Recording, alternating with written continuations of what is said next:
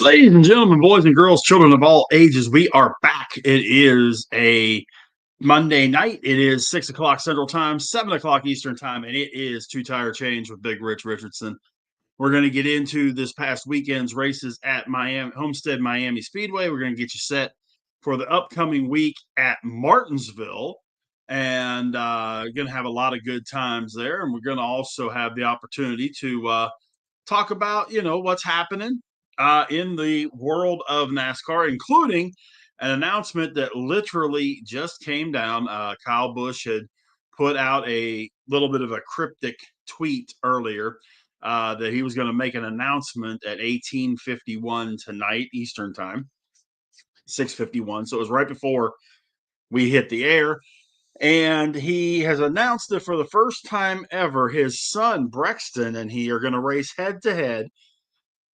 It's going to be this Wednesday, March 26th at Millbridge, excuse me. And you can watch that race on Dirt Vision. So Brexton against Kyle Busch, that should be interesting to see how that all plays out. Me personally, not being a Kyle Busch fan, I'm going to be pulling for his kid. So um,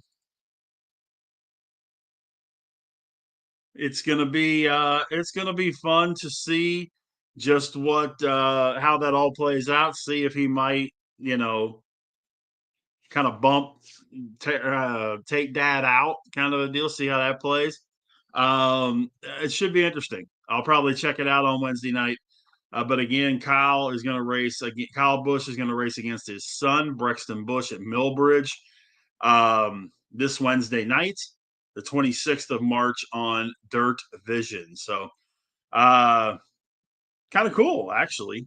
Let's, make sure to, if you have any questions, comments about anything going on in NASCAR, particularly this weekend's races coming up or the past weekend, hit me up on Twitter at BigRich8371, or you can hit us up right here at Driving to the Top Productions.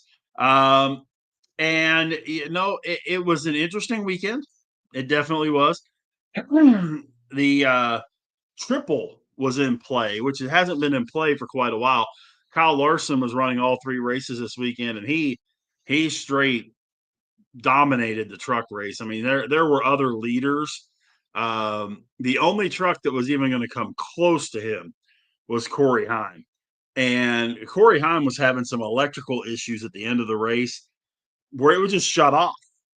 And it was really weird to see what happened. It probably happened, I don't know, 4 or 5 times in the last 50 laps.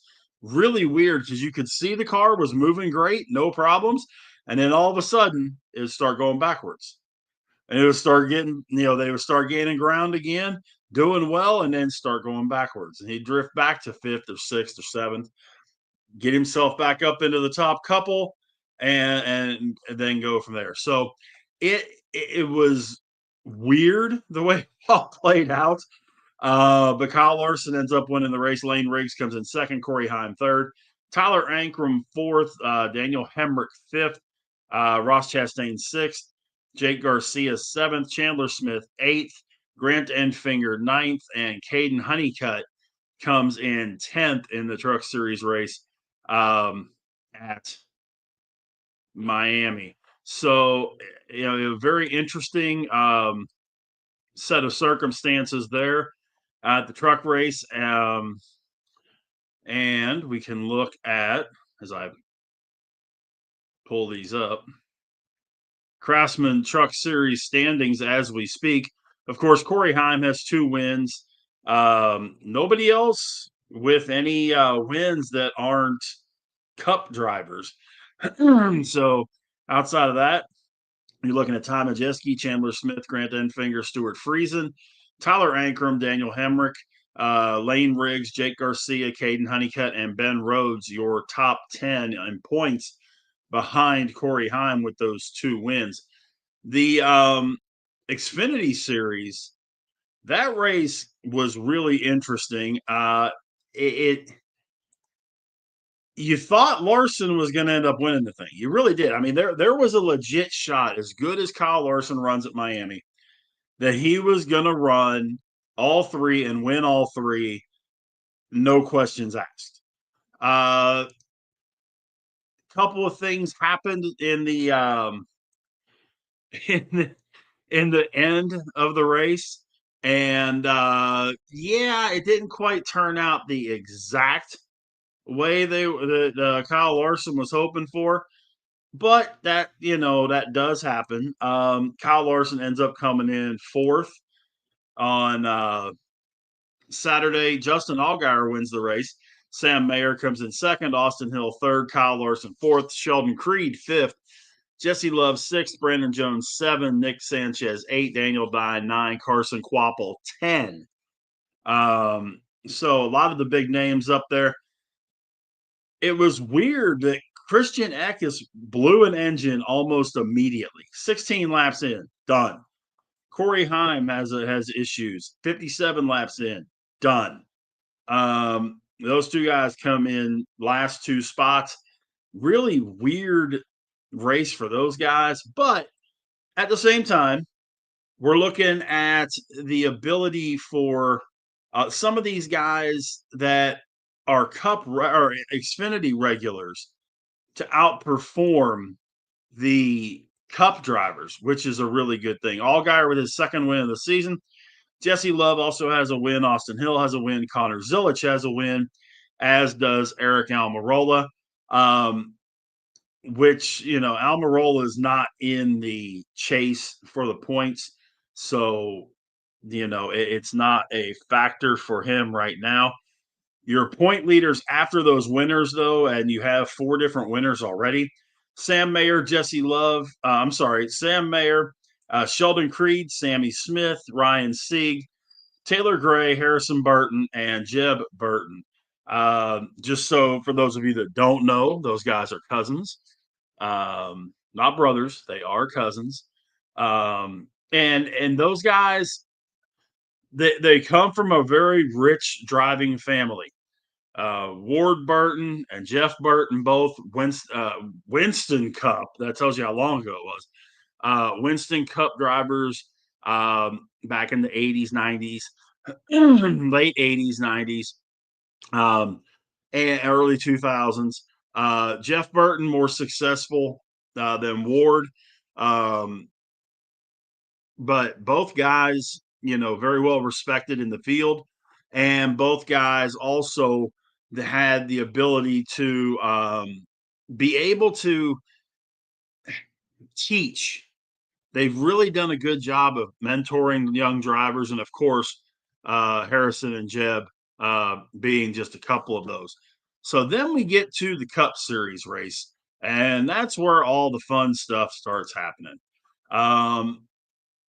We started this race, we're of course at Miami Homestead, which I'm not the biggest fan of, but there were some interesting things going on throughout the race. So that's good. It's another one of those tracks that you can have someone check out and just have a monster lead, much like Phoenix was last week. That didn't happen this week, which is good.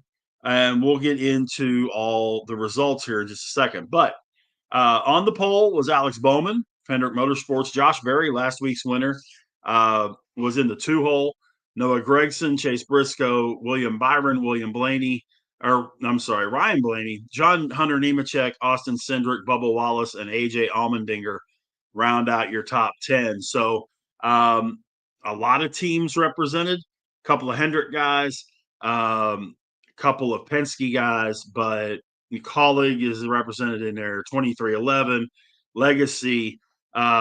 You've got a lot of teams in that top 10 of qualifying, led by Alex Bowman. Bowman and Ryan Blaney come out, boom, right out of the chute.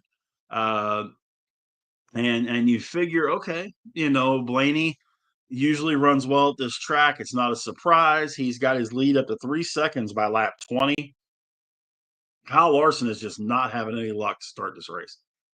He's in the middle of the pack. We're at lap 30, and he's in the middle of the pack still.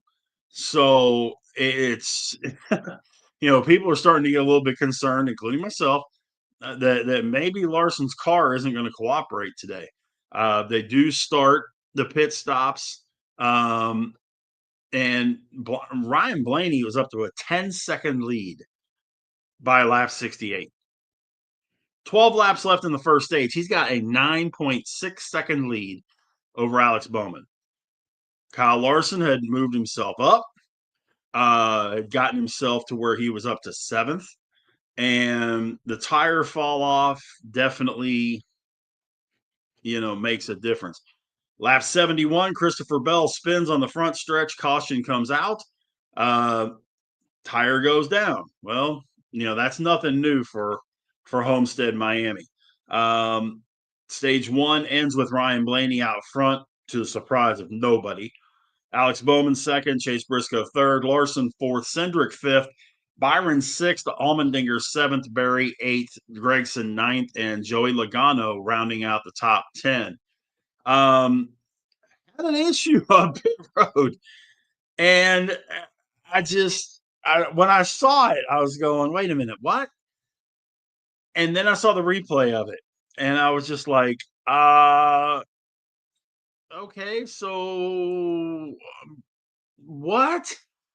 Joey Logano, Josh Berry spin on pit road after they make contact with Kyle Larson. So you basically have Josh Berry and Joey Logano facing the wrong direction on pit road, getting the work done on their cars. It was really, really weird. Larson drove off pit road, and they didn't think it was going to hurt him that bad. There was a little bit of damage, but from the way everything looked, Berry and Larson made their first contact. Larson spun, hit Logano, and spun Logano. Any way you want to look at it, looked really weird, the way it played out. But, um, they start back up in stage two. Kyle Larson drifts back again. Not quite sure what the deal is with that, right? Ryan Blaney's still out in the lead. Alex Bowman is in second.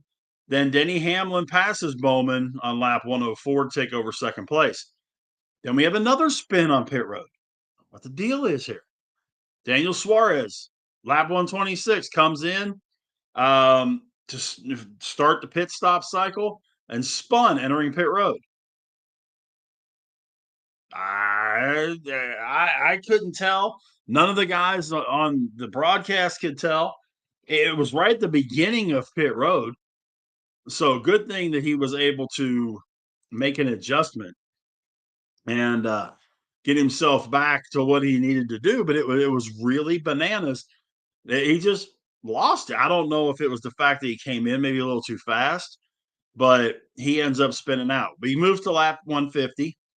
Blaney has a 3-second lead over William Byron and Bubba Wallace, who have really moved up after those green flag pit stops. Carson Hocevar has moved back into the top 10. He spent a lot of the day in the top 10. Larson's up to fifth, and we're cruising along. William Byron is coming up on Blaney, and there's a lot of lap traffic at this point. There were a lot of cars that were a lap down in this race. So lap traffic starts slowing the leaders, allowing the gap to shorten between the top couple and the rest of the field. And then, you end up with Hamlin and Larson getting past Byron for the lead. So, you end up with stage two ending with Denny Hamlin in first, Larson second, Blaney third, Byron fourth. Bubba Wallace fifth, Bowman sixth, Cindric seventh, Hocevar eighth, Elliott, Chase Elliott 9, and Tyler Reddick 10th. So I don't know what the deal is with Chase Elliott this season on pit road. He got penalized again. He was penalized for not being single file coming down pit road. He has been penalized more this season, I think, than any complete season he's had in his career. It's nuts. It's honest to goodness nuts. Kyle Larson gets the lead on the restart. Uh, Bubba Wallace gets under him after a couple of laps and takes the lead. And when he took that lead, he was gone. He ran really, really well for a while. Carson Hocevar ends up going on pit road, has an electrical issue, and ends up being DNF. They push the car back behind the wall, and he's done for the day. Then lap 208, Blaney's leading, and he is cruising along. Boom, engine blows. Fire underneath the car. Blaney led 124 total laps. He had been up front, got himself up to third, pushing Bubba Wallace and Kyle Larson, and then the engine, boom. His second blown engine. Penske has had 3 blown engines this season, something that they're definitely going to be looking into to figure out what in the wide world of sports is going on. But they've got, they got to figure this out. Otherwise, it's going to be a long season for the 2, the 12, and the 22. Obviously, blown engine, oil all over the track brings out the yellow. William Byron gets penalized for speeding on pit road. Austin Cindric gets penalized for speeding on pit road. Both guys have been running top 10, most of the day. Top 3 stays the same. Bubba Wallace, Kyle Larson, Denny Hamlin in the top 3. Alex Bowman closes in a little bit on Bubba Wallace on lap 230, takes over the lead at lap 234. 33 laps left. Alex Bowman's in front. Bubba Wallace in second. And everything's looking good. Chase Briscoe's about a second and a half behind Bowman. Bubba Wallace, I think he just ran his tires out. Starts slipping back toward Briscoe. Instead of picking up on Bowman, he's going backwards. But then, here comes Kyle Larson. You're running at Miami. You can't count out Kyle Larson. It's kind of like when Rockingham and Earnhardt, or Bristol and Jeff Gordon. You just know he's coming. So Kyle Larson's running about a half second a lap better than the top 2. Gets himself up to third and really closing in on Bubba Wallace. At this point, Bowman's got a 1.1 second lead on Wallace and 1.7 seconds on Larson. So that's not going to take too long for Larson to catch him. Lap 257, Larson gets up to second. He's 1.1 seconds behind Bowman with 10 laps left. And of course, he knows his teammates coming to get him. Well, Bowman putting too much pressure on himself, and that's one of the things that Bowman does. As much, if you've been listening to the podcast for the entire run or for any chunk of it, I'm a Hendrick Motorsports guy. That's my team. In particular, the 24 car. But Alex Bowman has been his own worst enemy his entire career. He gets to certain points, he puts too much pressure on himself, and all of a sudden, he does something. Well, guess what he did yesterday? He ends up slapping the wall coming out of turn 4, slows him down just enough for Larson to take the lead with 7 laps left. You get Larson the lead at Miami with 7 laps to go, unless he has a mechanical issue, race over. And that's exactly what ended up happening. Kyle Larson wins the race. Alex Bowman comes in second. Bubba Wallace third. Chase Briscoe fourth. Good finish for Briscoe. He's been struggling a lot this season. Denny Hamlin fifth. Chris Buescher sixth. AJ Allmendinger seventh. Tyler Reddick eighth. Ryan Preece, another nice showing, in ninth. And Justin Haley comes in 10th. So a good race, a real good race. The standings as we sit right now, of course, Larson, Byron, and Bell all have wins, along with Josh Berry, to give you the 6 wins. Outside of that, Alex Bowman, Tyler Reddick, Chase Elliott, Bubba Wallace, Denny Hamlin, Chris Buescher, Ryan Blaney, Joey Logano, Chase Briscoe, and Ross Chastain would be in the playoffs. But that holds out guys like Kyle Busch and John Hunter Nemechek, AJ Allmendinger, Carson Hocevar. Guys that should be doing better than what they're doing right now. In the race yesterday, you again, Kyle Busch had a rough day. I don't remember seeing Kyle Busch higher than like 20th all day. Blaney has that rough day with the blown engine, 36th. Van Ginsberg in 32nd. Ross Chastain, 31st. Christopher Bell, 29th. Brad Keselowski, 26th. Ty Gibbs continues his struggles, 25th. Kyle Busch, as I mentioned, 20th. Michael McDowell, 20th. Kyle Busch, 21st. Michael McDowell, 20th. Chase Elliott finishes 18th. Last week's winner, Josh Berry, finishes 17th. William Byron was 12th. So you had some of those major names that just didn't, for whatever reason, didn't perform as well as they probably should have. Blaney was simply a matter of circumstance, because if he wasn't going to win the race, he was sure going to make it tough on Kyle Larson to do it. If he doesn't blow that engine, he honest to goodness was. There was no other way to get around it. A lot of people, it used to be Miami and Phoenix Phoenix then Miami for last two races of the season. Now it's Miami, Phoenix. And Josh brought this up about, neither one should be the final race. It's very tough, and I understand where NASCAR's point is with it being so difficult on how to pick where that last race is going to be. Do you run it at Daytona or Talladega, where let's be honest, there's a whole hell of a lot of luck in those races. It's not always the best driver wins. You have the big one and it's over. Same thing with a track like Atlanta. You could run it, and you don't want to run on a short track either.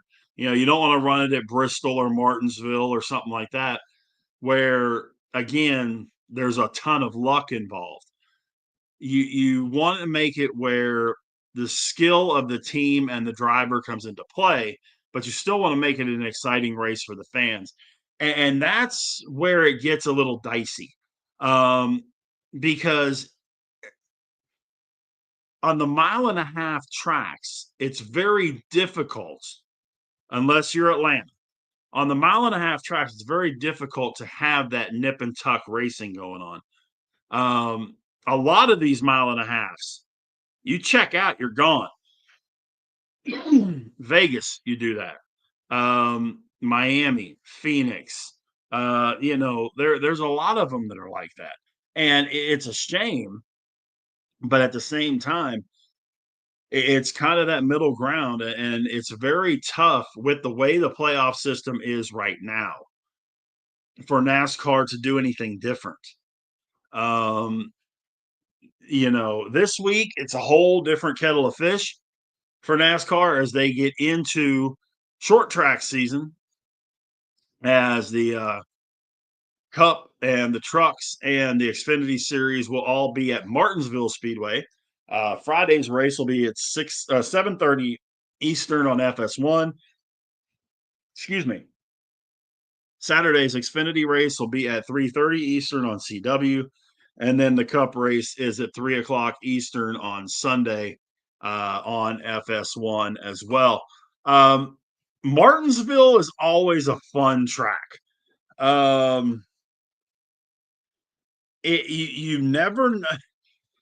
You never really know exactly what's going to happen. And I say that because when you look at a track like Martinsville, okay, you have those guys that you expect to do well. You expect the Hendrick guys to do well. You expect a guy like a Denny Hamlin to do well. That's his home track. Um, but excuse me. Um, you are going to have those guys. You're going to have those guys are going to sneak up on you. And I'm not super sure. I'm not super sure what to do with this one, to be perfectly honest with you. Um, and I say that because, um, when you're looking at this week's race,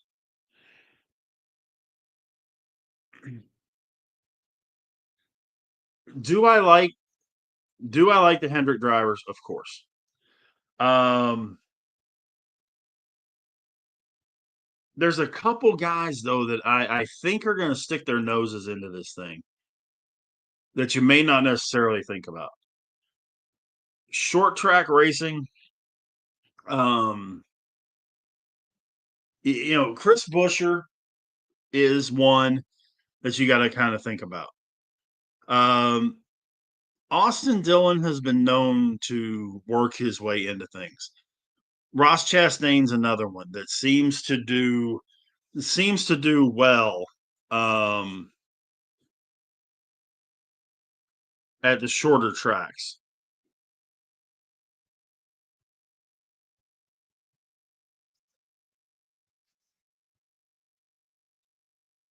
Trying to find some information here. Sorry about that, folks. This is what I was looking for. Oh, no, it's not.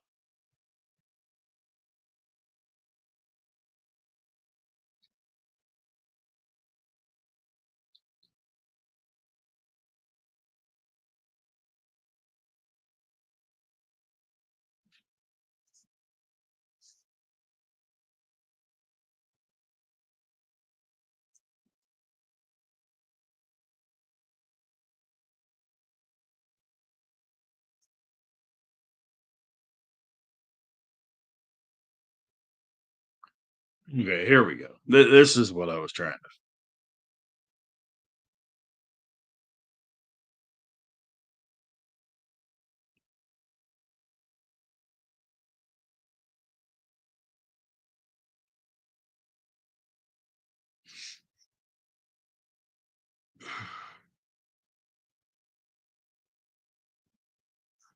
The Okay. So when you look at who the odds-on favorites are for this race, and this is actually supposed to be one of the races that Martin Truex is going to run in. Your best bets right now are Kyle Hamlin, Ryan Blaney, Chase Elliott, William Byron. Three of those five are Hendrick guys. Denny Hamlin always runs really strong at Martinsville, and then Blaney, yeah, I mean he does real well. Tyler Reddick, I think could make some hay in this race simply because he has had so much trouble at the other tracks this year. Short track may be his way to really kind of jumpstart what he needs to do. And of course, we talked about on a number of occasions the the DraftKings and the FanDuel odds on these guys and that kind of thing. Well, it's a case where you really have to sit and look at again your cheapos. Um, when you look at what happened yesterday, you look at that top 10 from yesterday. Okay. When you look at what you would have, Kyle Larson was at the top. Bowman, Wallace, Briscoe were all in the middle. Hamlin was up high. Buescher, Allmendinger were low. Reddick was in the middle. Preece was low. Haley was low. So you conceivably could have put a lineup together. Now, I'm sure somebody out there did. could have put a lineup together where it was, let's say, Larson, Hamlin, Bowman, Wallace, Allmendinger, Priest, and been under the salary cap and had all 6 cars in the top 9. Yeah, you could have. But what are the odds of doing that? It's very slim odds of something like that happening. Flip side of that, I always do one, and to be honest with you, it hasn't done real well this season, but it did real well last year. I would take the average, which is 8,300, and I would play one of my DraftKings with 6 guys built around that average. If someone was at or around 83, I would start there and work myself around. But they would all be right in that 83, 82, 81, 8,000 range. And usually did pretty well. But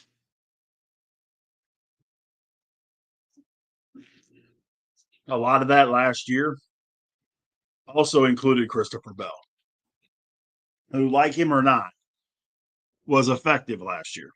And he definitely gave me a lot of top 5s, top 10s.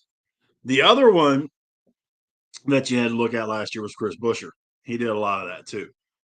When you're looking at your DraftKings or your daily fantasy for the Martinsville races, I really like. I really, honest to goodness, like. And I'm not making him my pick at the moment for the race. And by the way, yesterday or this is 2 weeks in a row now that the guy that I picked completely just had major issues. I took Kyle Busch 2 weeks ago. I took Ryan Blaney this week. So, not very good. And I don't want to put the hex or the whammy or whatever on somebody. But at the same time, I firmly believe beyond a shadow of a doubt that I'm taking William Byron to win this race. I will build my main um, my main daily fantasy will be built around Larson, Byron, Elliott. Elliott is starting to kind of scoot down a little bit dollar wise, which helps because in that case, you can work with things a little differently. I don't know if they have. I'm looking right now if they have um,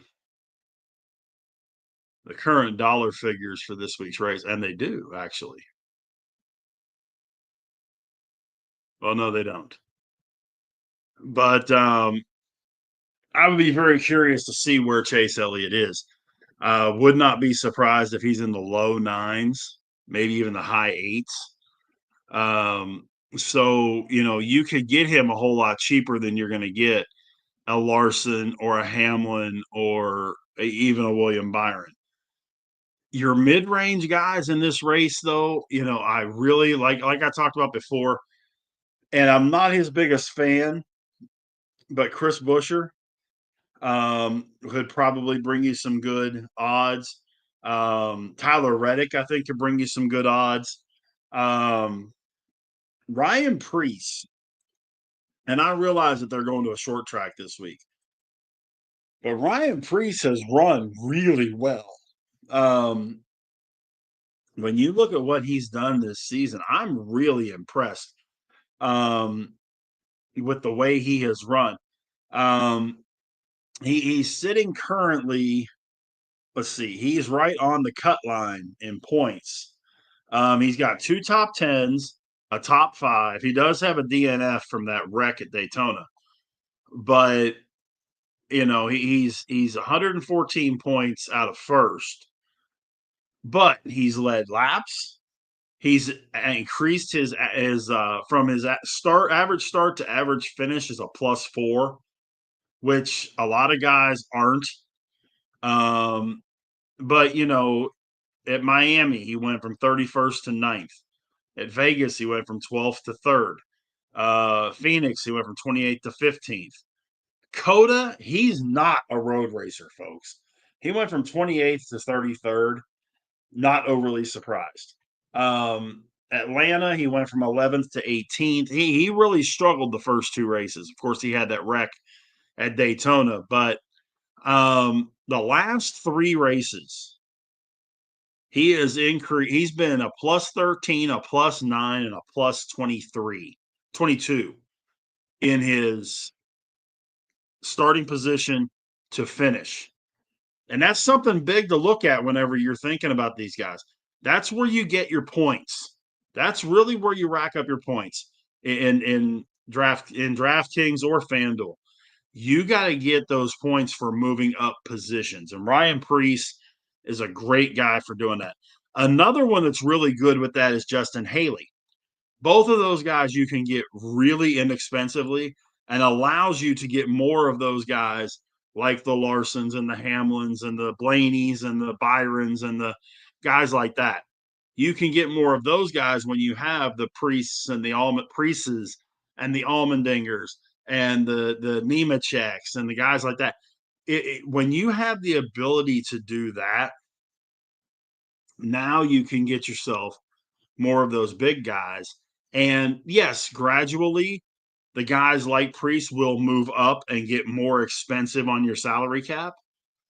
But that's where you have to really pay attention to these things and make sure that you're picking guys that are trending hot.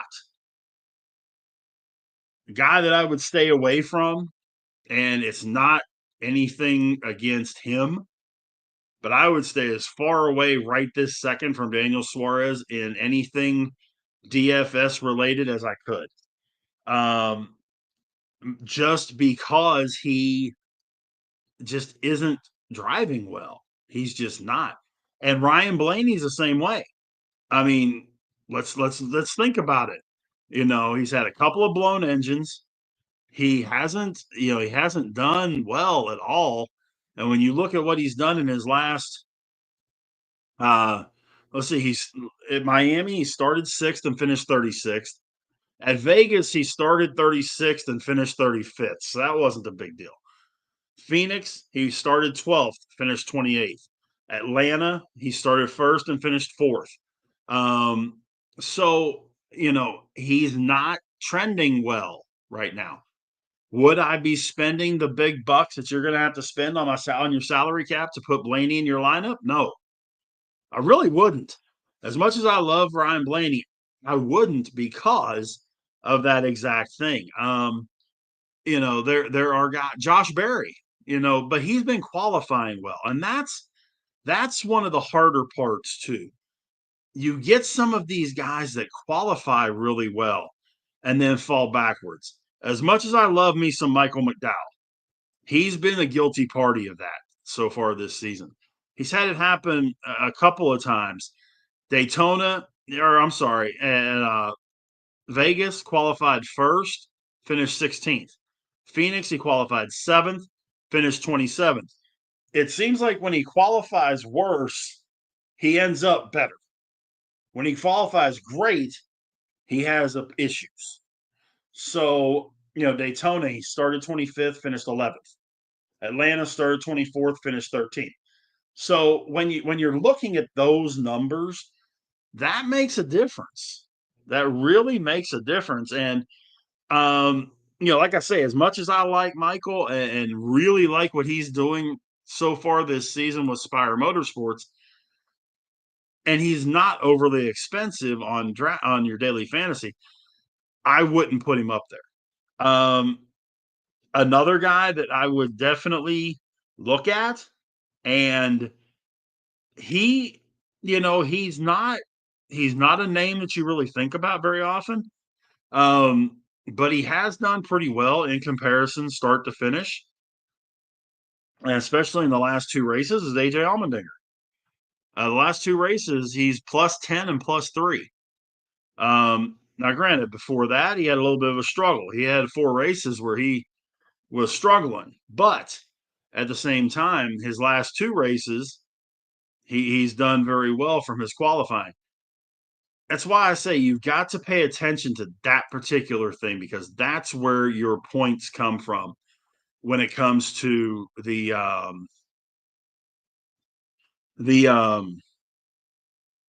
daily fantasy type stuff. Um, so it's definitely something to look at. My lineup, like I say, I'm definitely taking the 300 guys as my two of my big dollar guys, and then Chase Elliott's probably going to be in that 89, 9,000, 9,100 on DraftKings. But I will have Larson, I will have Byron, I will have Elliott. I will have Ryan Preece. You can bank on that one. I'll probably have AJ Allmendinger in the lineup. And when I sit and I look at who I would put in that other spot, it's another case of if he could just not get in trouble. Noah Gragson, trouble finds him. I would as I've played him. I've played him a lot, and it keeps biting me. And I hate that it does that, but it keeps biting me simply because he cannot avoid trouble. He just cannot avoid trouble in any way, shape, or form. Um, but another guy that I would really look at, and I know it's going to sound weird because he always starts at the back of the pack. But when you look at Cody Ware, he does move up a few spots, not a lot, but a few. I mean, even in Phoenix, he moved up 11 spots, but he gets you points that way. He may finish 30th, but he's going to pick you up points, and he is always the cheapest guy on the sheet. So just keep that in mind as we get ready for this coming week's races at Martinsville. Um, yeah, I know that Josh is not going to be with us this evening, but we do have the results from the F1 race this past week. Piastri ends up winning the race, Lando second, and Russell comes in third. Both Ferrari drivers, and I'm sure there was all kinds of an interesting meeting today. Both Ferrari drivers get disqualified. One Alpine driver, and you can't do that, especially Ferrari. They've had a lot of changes at Ferrari, and you go out there and you run pretty well, and then you get penalized with 2 DQs. Um, once is an accident, twice is a trend, and you there's something going on somewhere in that Ferrari building that I'm sure F1 is looking into as we speak. But you got to follow the rule, and it goes back to that old line Dale Earnhardt used to have: "You ain't cheating, you ain't trying." But at the same time, you have to, especially with that F1 series, and IndyCar is the same way. They are super duper stringent on stuff, and NASCAR's getting that way. But it seems like with NASCAR, the guys are more open to holding on to those rules. The other part of it too, and I still say this, and I will forever say it: the ability to make contact in NASCAR makes a difference. You make contact in F1, or if you make contact in IndyCar, you're done. Your day's over. You can't bump side to side. You can't side draft at all. You really can't bump draft, but you definitely can't side draft where you're rubbing doors. Um, you cannot make contact or you're done. And that's where all the aerodynamics come into play and all this. And that's where teams get into trouble. With NASCAR, a lot of guys You see it. You'll see a lot of it this week in Martinsville. When you can do that little bump and run, when you can kind of nudge somebody a little bit up the track, down the track, whatever it is, it makes a difference. You don't have to be quite as concerned about your aerodynamics. Now, granted, Daytona, Talladega, whole different discussion. That's a whole different talk for a different day. But most of the time, you can put body to body, car wise.